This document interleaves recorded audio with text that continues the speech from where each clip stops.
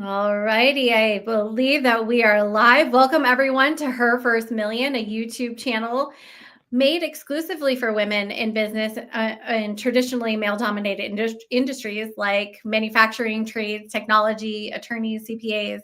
I'm Amanda, your business chaos order and host.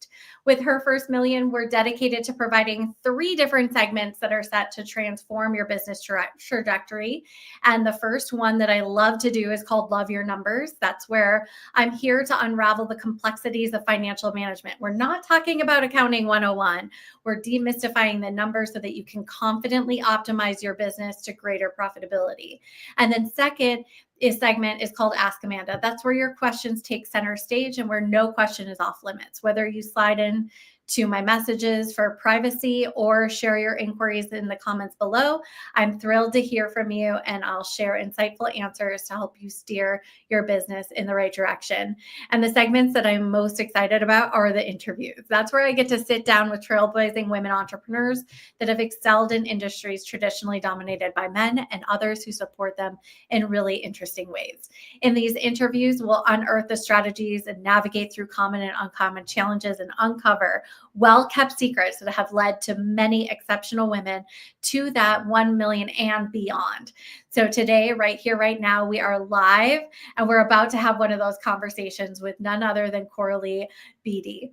Her story is set to inspire. Her insights are set to transform because she's been where you've been, and her journey is a testament to the incredible potential that waits inside of each of you. Coralee, thank you so much for being here, and let me bring her up. Hi there. Hello, thank you so much for having me. Yeah, let me tell you a little bit. Coralee sent me a bio. So it's that she's on a mission to make the construction industry the first choice, opposed to that industry of last resort. So she wants to see everyone choosing to go into construction. I believe that is a great goal to have. And after 25 years in the industry and successfully selling her trades company, Coralee is now a business consultant, speaker, and trainer in construction. So she shares her knowledge and experience and expertise from being on the inside with other business owners in trades and construction now. She helps them build their business to greater profitability and flexibility and freedom. So Coralee offers fractional COO services as well, helping construction companies from the inside using concepts from her book called Hiring Secrets for Trades and Construction. Coralee helps construction companies strengthen their leadership and build a company culture to reduce turnover and where people are loyal, engaged, and contribute to growing the bottom line. So without further ado, let's get into the heart of Her First Million and welcome our first guest, Coralee. Coralee, thank you for being here. And I cannot believe over 25 years in the industry, building a business and then selling it. So thank you so much. You have so many insights. Can you tell us a little bit about those insights that you've gained and what it takes to thrive in this field? Well, that's a really loaded, big first question. Yeah. I think, if I was to say like some of the big oversights for me over my almost 30 years in the industry now is just as a woman in a male, I like to say populated space as opposed to dominated. Sure. I think when I was younger, I used to think that I had to show up with my masculine energy and show up as, sort of dominating and in a way that wasn't true to me just because I need to fit in like that. I've been in this industry since my early 20s. So I was young and I didn't really know. And so I think that was one of the things that one of the biggest lessons for me being in the industry that is, populated by so many more men is that's not doing me a favor. And it took me a lot of years to actually realize that. And it wasn't that it didn't do my career a favor. It didn't do me any favors. Like to be, what I wasn't, which was, very, I don't know, it's just bringing your male energy as opposed to allowing yourself to really own your feminine energy was really the difference. And when I was just kind of relaxed and allowed myself to be me, what I realized, especially by that time I was a business owner, what I realized is that people needed the real me, like the more feminine side of me. And that's where I could really kind of bring my power to the industry in the role that I was in the time. And I think one of the other things that I've learned along the way is that mindset is everything. That is a motto that I go by. And it's just your mindset is everything. If you think you can, you will. If you think you can't, you won't. So I really encourage people to understand that they are 100% fully in control of their experience. When you feel like you're not, turn it and just say, how could I be? If I was in control, what would that look like? Because you are. Yeah. So how did you, so at 20, how did you come to and into construction, and what was the trajectory there to getting to be a business owner in the trades? Well, it's funny because I didn't come from a family of construction, but I loved construction my whole life. Like I remember being young, like 6 or 7 years old, and the area that I was growing up in was just new development. So they were building all these houses, and I would just wander on, on weekends, I'd wander onto these sites that never had any safety fence back in the day. So you could just wander on and play and, do your thing. And I just remember very clearly, like the smells and the feels and, hearing, like walking around these houses that were just kind of in rough framing. So you could hear all the echoing sounds and the smells of all the lumber and all the dirt. And I just loved it. I remember standing on the landing of the staircase and just looking around this half-built house. And I was just wondering, like, who's going to live here? Because as a 6 or 7 year old, I'm like, who are my new friends going to be, Excuse me. And so that's really distinct in my mind. However, fast forward 10 years graduating high school, it never occurred to me to actually pursue construction as a career. It never occurred to me. Even though I used to draft house plans and like look at magazines and all the time through all of my years, never occurred to me. It's like, oh, I'm going to go to university. I'm going to take psychology and I'm going to help people. That's where I started. And so, I went to university. It was my 4th year of university, and I was helping somebody with her thesis. And it was on psychopathy in youth, because I wanted to help kids in the criminal justice system. Okay. And that's where I really wanted to help people. And when I was doing this, helping this lady with her her thesis on, rating kids on their level of being a psychopath, I was like, I can't identify with these kids at all. Like I have no clue the experience that they went to get them to the point where they tried burning their grandparents in bed, for example. Like it's just so far removed from a reality that I could identify with. Yeah. I started questioning, like, this just doesn't seem right. So I started looking at other things. And one of the things I looked at was construction. I was like, well, what about this? Yeah. And at the school, my technical school at the time, it was like already the first week into classes. And so I just thought, well, maybe there's a wait list and I'll just, get on a wait list for next year or something. They're like, oh, well, we had low enrollment. We have space. You can start next week. And this is like a Wednesday. And I was like, oh, dang. So I dropped out of university. I quit my job and I started full-time school that following Monday. And I've never looked back. Like the first time in my life where I loved what I was learning. And I was like, oh, this is so exciting. So that's kind of how I started in construction. And then at that time, I was taking, I took building technology. So it was kind of like an all-round understanding of the industry. And I specialized in building science. So here on the West Coast of Canada, we had a leaky condo crisis at the time, was in the mid 90s. And that's where my career started, was being a building envelope consultant with a engineering firm is where I started in kind of the mid to late 90s. Wow. Yeah. That's awesome. So then you went to owning your own business. Tell us a little bit about what that business was. And let's start with what the business was. So in that time, while I was doing my engineering consulting part there, I met my husband, who was a plumber.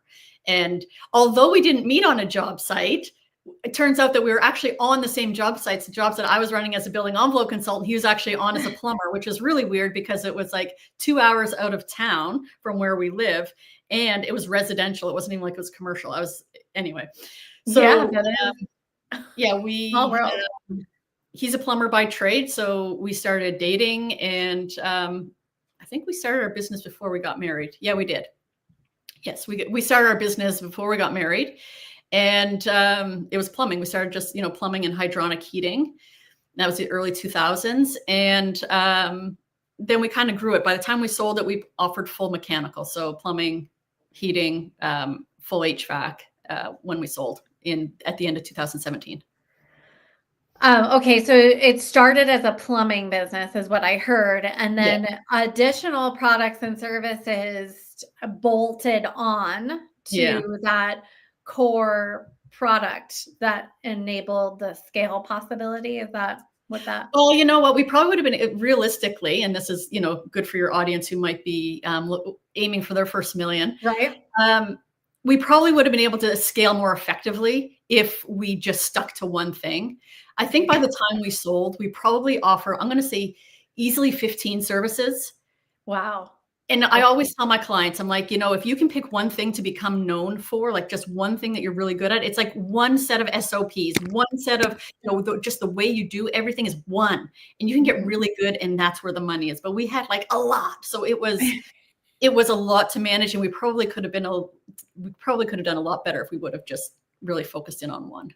Well, and when I just said this to a client before I jumped on here, it's boring businesses make money. Yes, So I love that you're saying you're championing that as well as one, one, one. yes. And I too fell accustomed to wanting to give more and be more.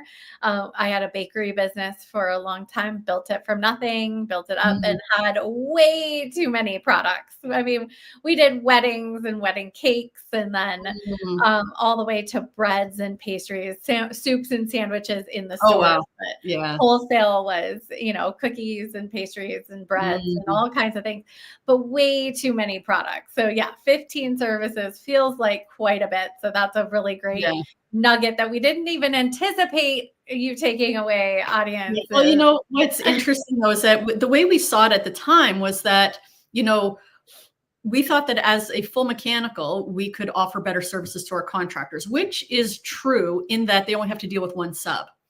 On the, as the supplier of that, you need to manage a lot more things. So I think, in an effort to make it easier for our clients, we were making it more difficult on ourselves.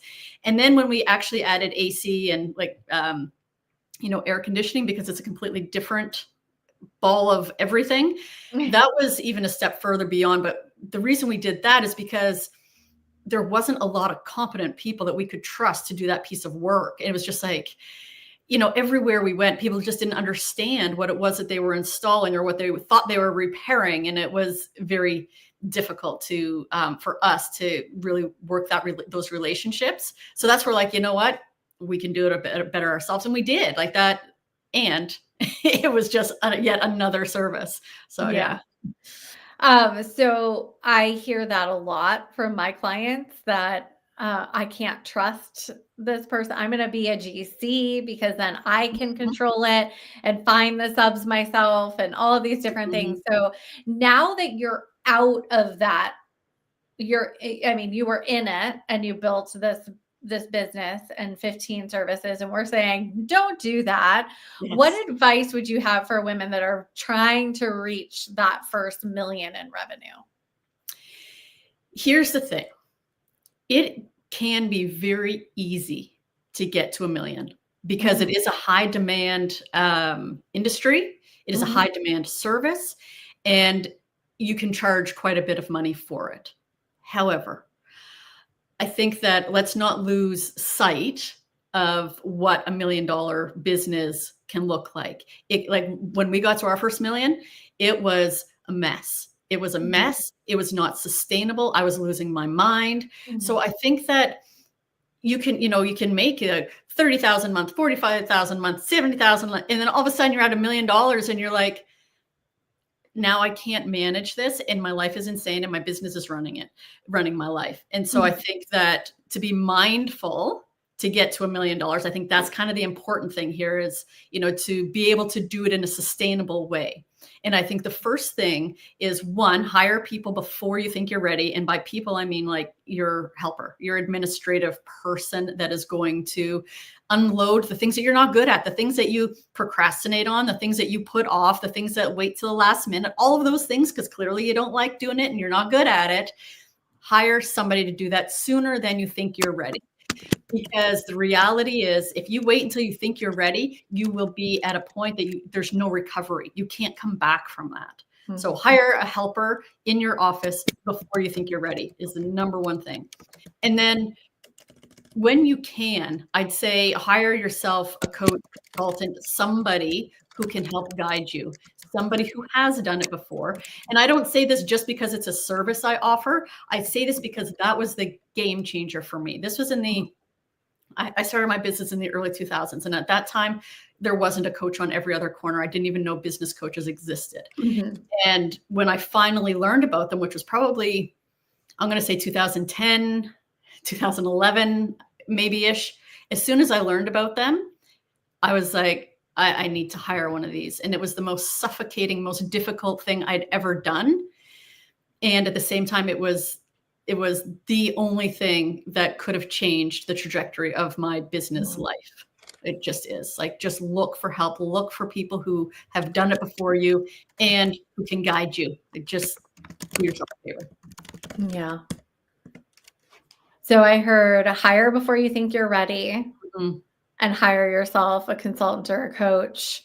I had the same type of feeling when I first went. I actually never got to hire a coach or consultant. I thought business consultants cost too many cookies. Yes. So I wasn't able to afford it, or at least that was my mindset.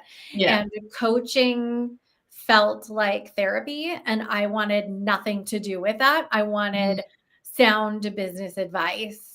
And I just was too scared. So people who have watched my show do know that I ultimately did have a business failure on paper, that it was successful. I was able to sell it, but the profit was so low, I couldn't pay myself. So that's a little bit different in the restaurant industry than construction. I mean, there's some stuff that you can do on your own, but to build up to that $1 million revenue, that might be what we as a society, we strive for that. Like most business owners that I talk to, they're like, I just want to make $1 million. Do you really? Do you really? That's what I say as well. It's like, when you reach that $1 million revenue mark is when just the next can of worms happens. And even that, do you have the profit to have a life, to build your legacy? And a lot of times what I like to do is fast forward. What do you want your life to look like? And then build the business into that, what that life is going to look like. Yes. And we can, like you said, this is a high in demand. This is in demand work. So you get to charge great prices. So getting to that first million doesn't mean that it's going to be hard in the sense of lead generation and some of the traditional business problems that we might have. But there's problems when it comes to staff turnover and getting the business owner up and out of the day-to-day work, which is a lot of what you can help with, because you talk about in your book, you're focusing on like managers and connecting leaders. So your focus on that framework feels like it's unique in the construction world. Can you share some of the leadership principles or strategies that have had the biggest impact for you or your clients? Yeah, so it's interesting because my book, when I wrote it, I don't know that I say the word leader or leadership in there even once, because I didn't see it as a leadership book. I think that leadership is thrown around a lot. Even, the training that I do, I don't call it leadership training, even though that ultimately is what it is. I think in the construction industry, there is a history, there is a stereotype, there is this way, and this is the whole idea of where I want to change it from being the industry of last resort to one of first choice. And that comes down to creating a space where people actually want to be, because we don't have the reputation for being a place where people want to be. People don't want to work for people who are just after the bottom line, who just, we have a reputation for not caring about our people. So I think that, one of the things my book talks about is, becoming the person that you need to be to lead a company where people want to work. And that book is kind of like, just do these things. Now, as a leader, I think one of my biggest lessons, and it was early on because I entered this industry at a transitional point in the industry, I think kind of in the early 2000s when I had my own business. And I'm like Gen X. I'm of the mind that you go to work, you put your head down, you get paid and you're good. That's how I started. And so when my people wanted to be coddled and appreciated, I was just like, seriously? Like, is What? this why? Like, I give you a check, you do your job. Is that not our agreement? And when I realized that if I got over myself, when I got over myself and gave my people what they wanted, as opposed to giving them what I thought they wanted or what even I wanted, that was a game changer. Like, give them what they want. Because what the game changer was, it wasn't so much that more people came, because people liked me, we were connected, and it was people would stay with us. Mhm. The difference for me was that I felt more connected to them. And I think that as a boss, you can see I'm the boss and you're the employees. And when I kind of stripped away the idea that they shouldn't want to be coddled just because that's not what I needed. They shouldn't need to be appreciated because that's not what I needed. When I just gave them that, it's just like I softened. I was the one that was able to connect with them, and I became less guarded. So it was interesting the way that worked. So I think that was one of my very first big lessons as being a leader in this industry, and one that I've a lot of my sort of history since then has evolved around. Just give them what they want, not what I think they should want. Yeah, and I think I love how you took that hypothetical word, leadership, and put real actions behind Mhm. what you can do in order to live up to whatever that word means to you. Yes. Um, Yes. because yeah, I agree. Like leadership in general, like there's all these different kinds of books or whatever Mhm. to do with leadership, but how does it actually move the needle? I can't tell you how many times, I mean, I'm thinking of one client right now, landscaping company, it started husband and wife team. Mhm. They're over 2 million, and they'd never had a family vacation, and their kids are graduating from high school. Oh. So it's like, um, and what I hear from people is Mhm. that no one wants to work anymore, Mhm. which I've heard before. This isn't our first rodeo. I'm on the verge of a millennial. I tend to have millennial tendencies, if you will, but I'm a little older than that. But I was always like, oh, the millennials don't want to work. Oh, the Gen Xers don't want to work. Well, now we have the next ones that don't want to work. So the other thing was that no one's going to care about my business like I do. Yes. I can't find that foreman from my crew. Yeah. There are ways, like those are all barriers of being what you just explained, right? Mhm. Oh, and go back to one of the first things I said here was that, mindset is everything. You do get what you expect. If you think it's going to be hard to find people, it will be hard to find people. If you think people don't want to work, you will find all the people that don't want to work. And I hear that all the time as well. And it's just not true. Mhm, People want to work. They want to work for good companies. mhm, And if people aren't flocking to your business, maybe you need to look inward to say, why would people want to work here? yeah, People will never care about your business as much as you do. And when people say that to me, nobody cares about me. Well, why would they? yeah, And flip it around. Do you care about your people? Like mhm, that, when I ask that question to people, and the truth is, my response that I get to that question is typically from men when I ask them that. They're like, well, of course I do.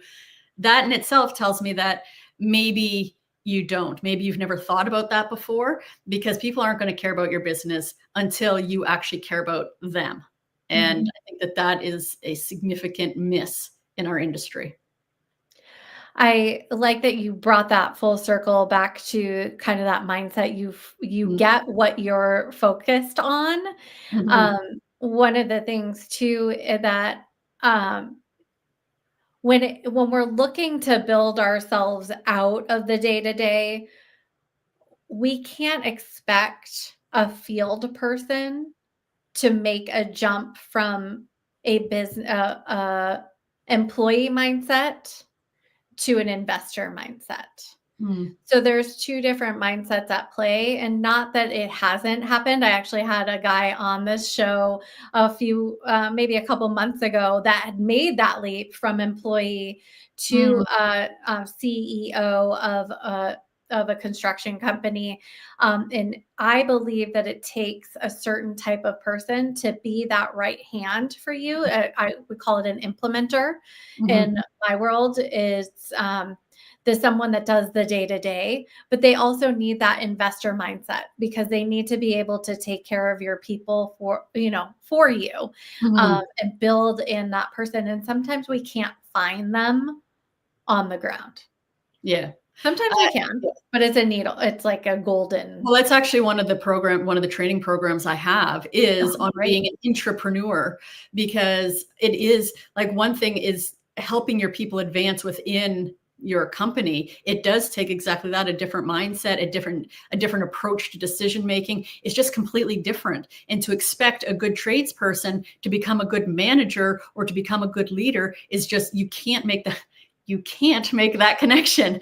And I know that it was a lesson that we learned, is that we had, one of our best tradespeople put in a position of leadership, and it was catastrophic. It was nasty mess. And I was like, oh, lesson learned.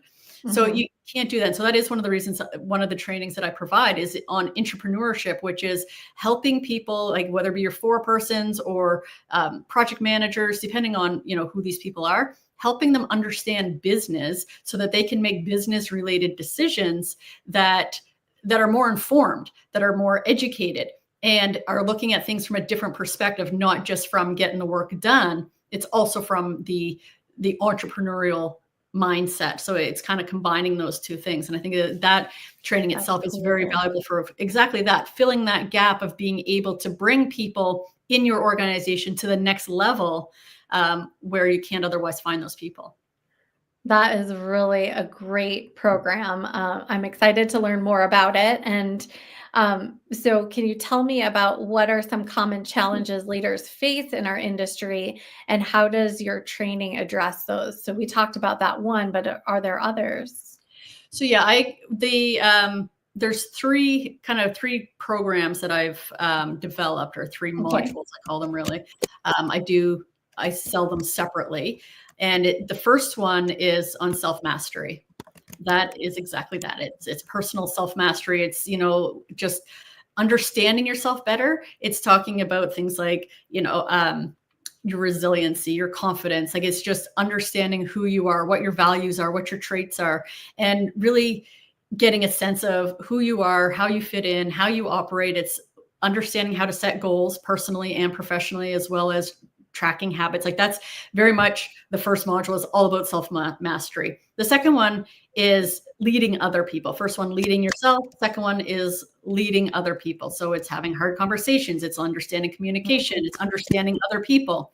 So that's the second one. Then the third one that I talk about is kind of the level up for those people who are moving from, necessarily just leading other people to making decisions at a level that, raises them above just the regular leadership position. It puts them in that role where they can actually make some decisions with some business knowledge, some business sense.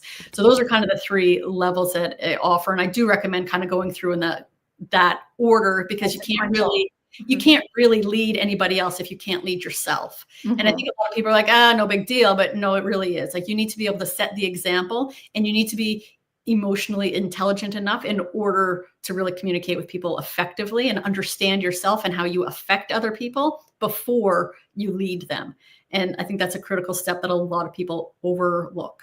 So we start there, we go into leading other people and becoming that strong leader. And then the third one is, and which isn't for everybody, because not like the other two, like the first one can be for anybody on site. You don't have to be leading anybody. So like the people that I'm, working with right now, a lot of them are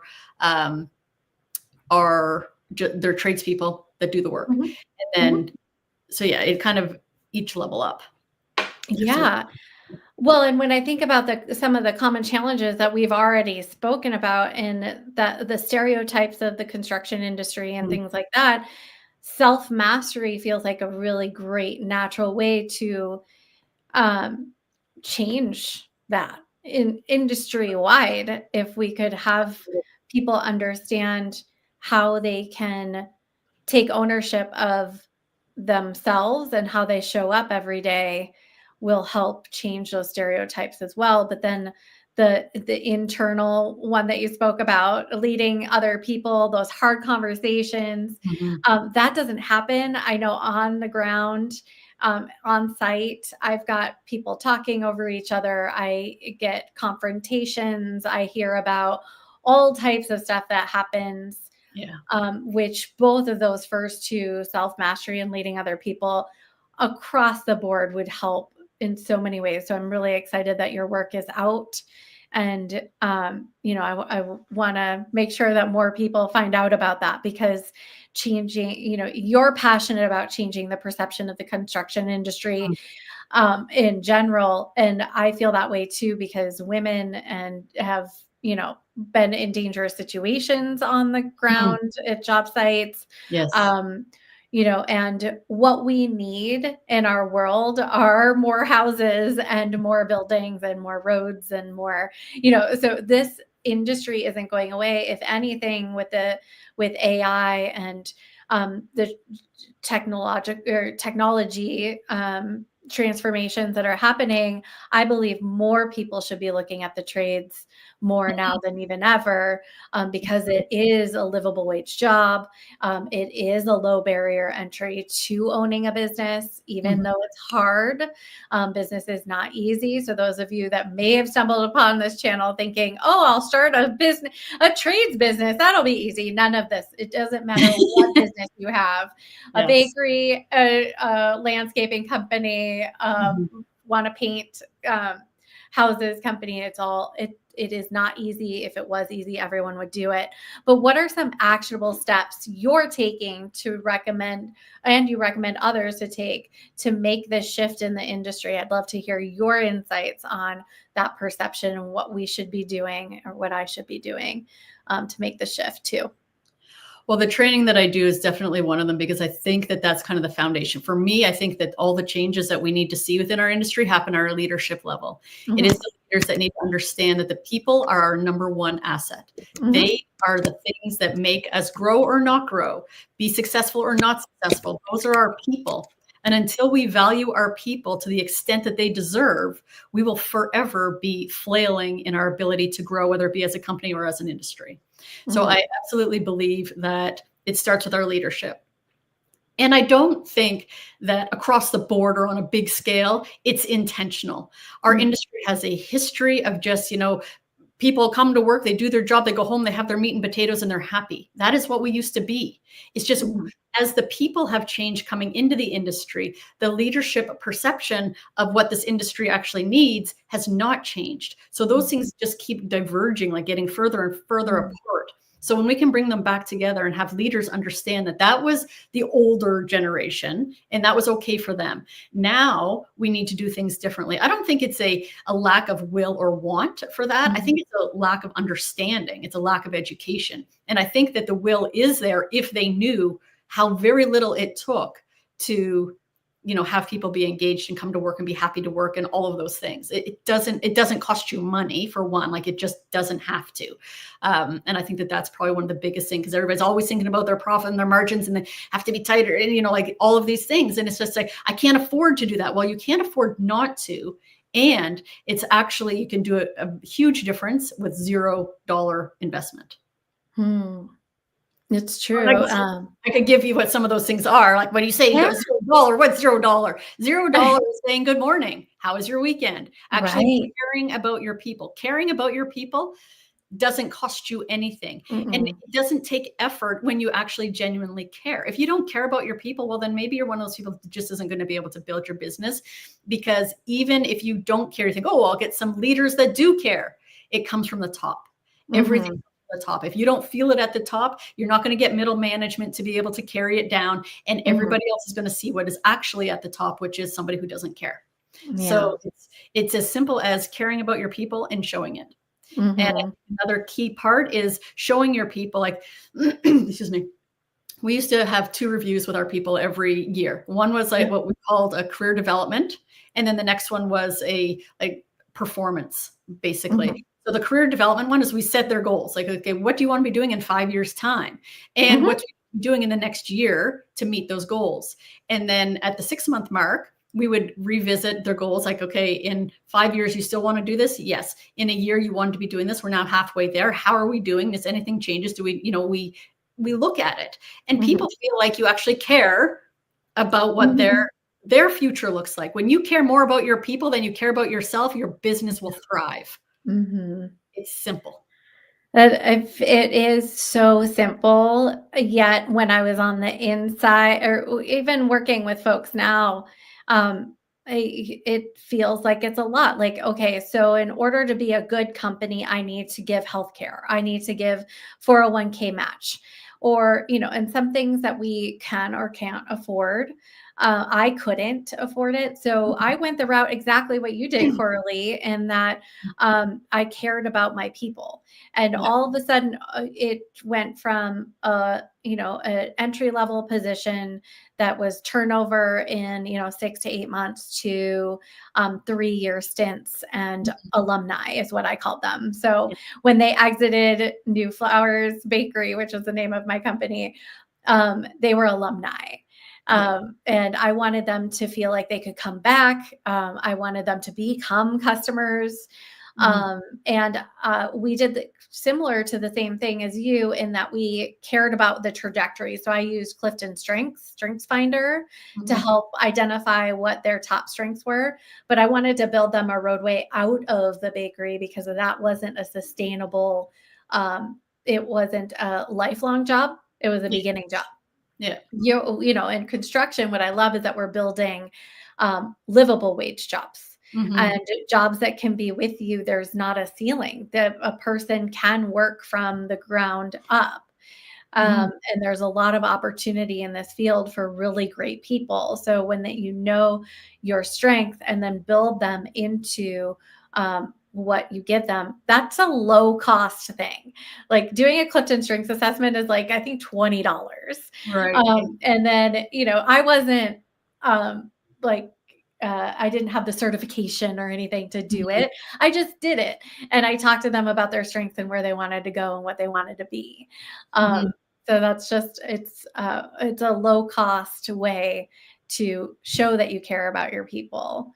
And I Uh, wanted to just touch on what you said with yeah. regards to the healthcare and 401k, for Mhm. example, because those are benefits that great companies offer. And There. it doesn't have to start there. Like just like you were saying, it doesn't have to be all or nothing. I think a lot of us, and me included, like we're thinking like, well, if I can't give them everything, I don't even know where to start. Why Yeah. even bother? And it doesn't have to be that way. Like start where you can.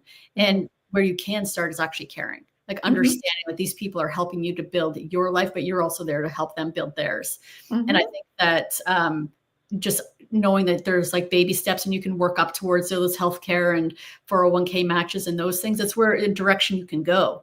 In the Mhm. meantime, give them what you can. Yeah.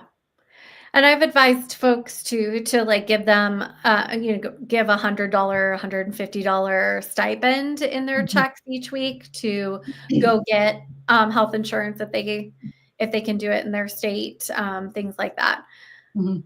to work around potentially trying to get group health insurance. It's just anyway, that's a whole nother topic for I'm in another Canada, day. so I actually worked down in Seattle for a couple of years. Oh Um, yeah, that's yeah, where I and was. Yeah.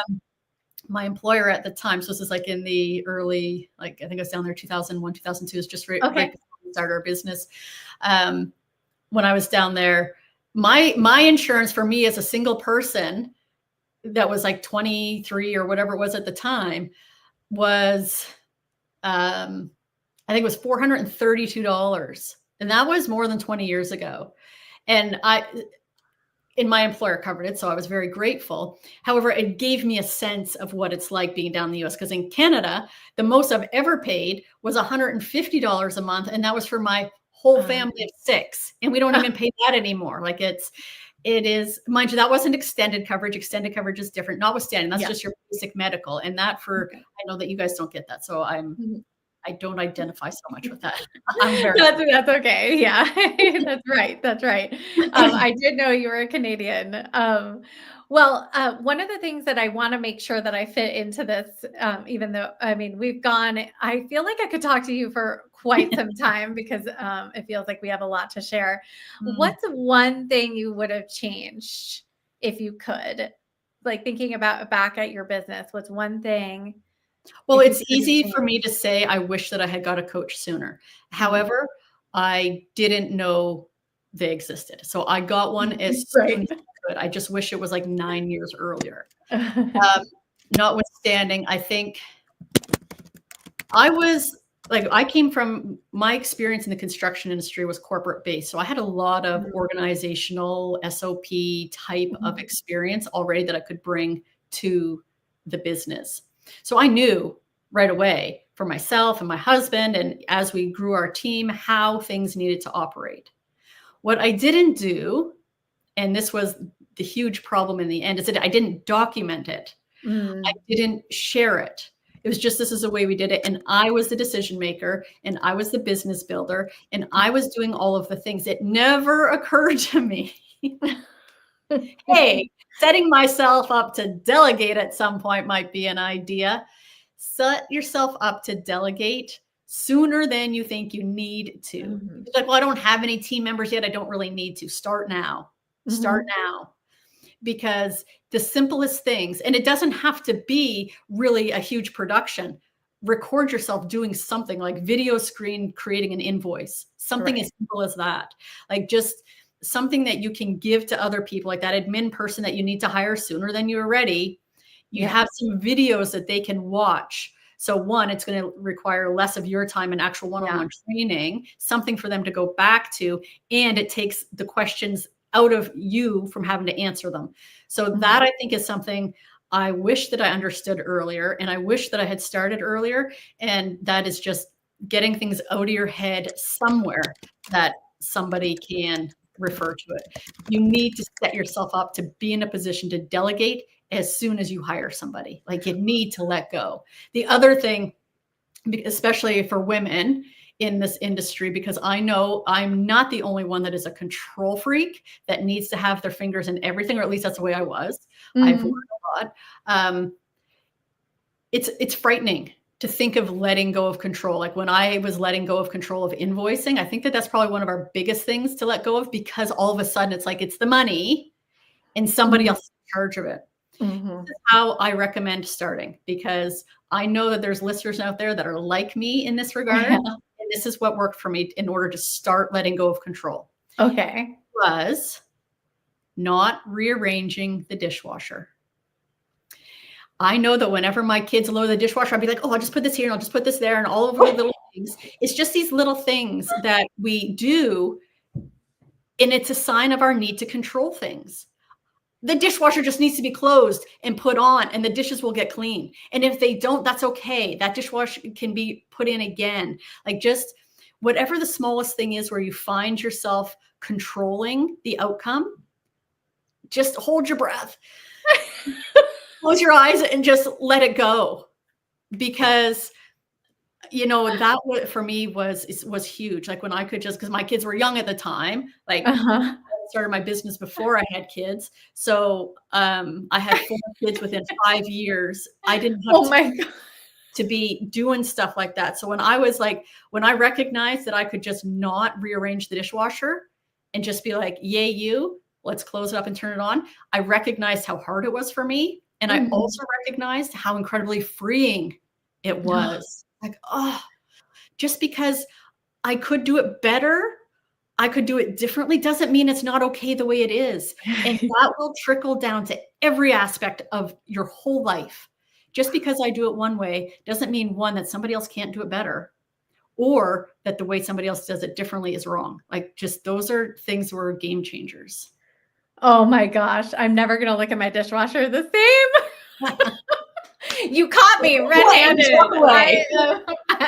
Yeah, I am a control freak. Yes, oh my goodness, that's so good. I when I hired my first GM, I had this SOP on what something should look like, and every morning I would come in, I would rearrange the display so that it looked like the way that I had written the SOP. And Yeah. speaking of difficult conversations, my new general manager had to have a difficult conversation with me and say, you're undermining the Mhm. staff's work by going in. And I'm not even thinking about that. I'm just washing my Yeah. hands. I'm doing it. And I'm like, I'm helping out, right? Yes, you are. It looks better that way is what I said. And she goes, it looks the same. And I just looked at her and I was like, it does not look the same. But really, as funny as that is, and as funny as the dishwasher, letting go of the dishwasher is, it's that attaching the end result instead of the process of what it should look like. And oh my God, is that the hardest? That It could is. be the hardest thing of reaching that million and beyond, because we're going beyond. Like the goal is to get to that first one with profit and then Yeah. also continue to grow so that you can leave your legacy. So I know we've spoke for quite some time. I'm just going to ask for do you have one last thing that you want to let our listeners know or that they should be aware of as they're reaching for their first million? I'll go back to what I started with, is that mindset is everything. It Mm, will be as hard as you expect it to be. And I think that managing your expectations, giving yourself grace, and talking to yourself like you would talk to a friend. mm, I think that those, as women who are high performers, big dreamers, big achievers, we always expect more of ourselves than we do of anybody else. And mhm, that will be your downfall. That will not be the thing that rises you up. It'll be the thing that brings you down. It'll mm, be the thing that where you want to just throw in the towel and say, I can't do this.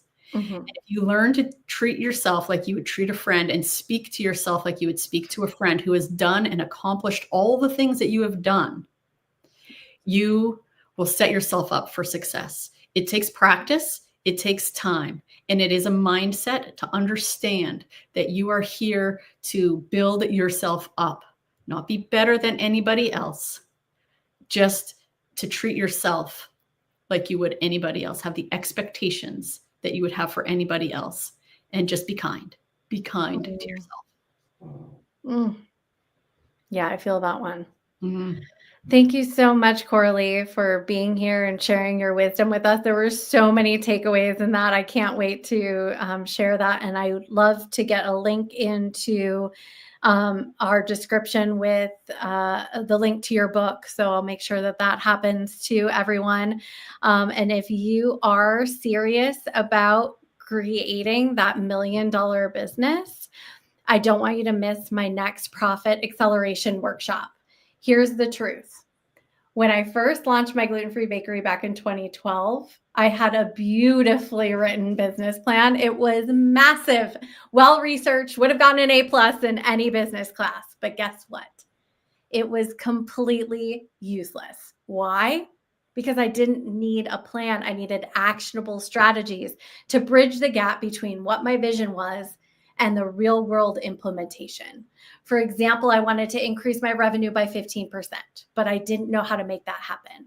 Or I dreamed of having income for my family, but my profit margin was less than 3%, even while generating over 2 million annually. So when I sold my company and I had to sell it quickly, it sold for far less than it should have because my profit position was weak. Since then, I've spent many years dissecting every piece of where I've went wrong, and more importantly, have packaged all of those lessons into a powerful free workshop designed to help you avoid my mistakes and fast track your success. During that 1 hour, I teach you how you can increase your lead flow, discover ways to boost your sales volume.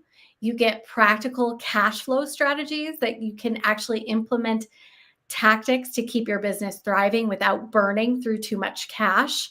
I want to optimize your online presence, and I give you a proven formula to double your profit in less than 60 minutes of work.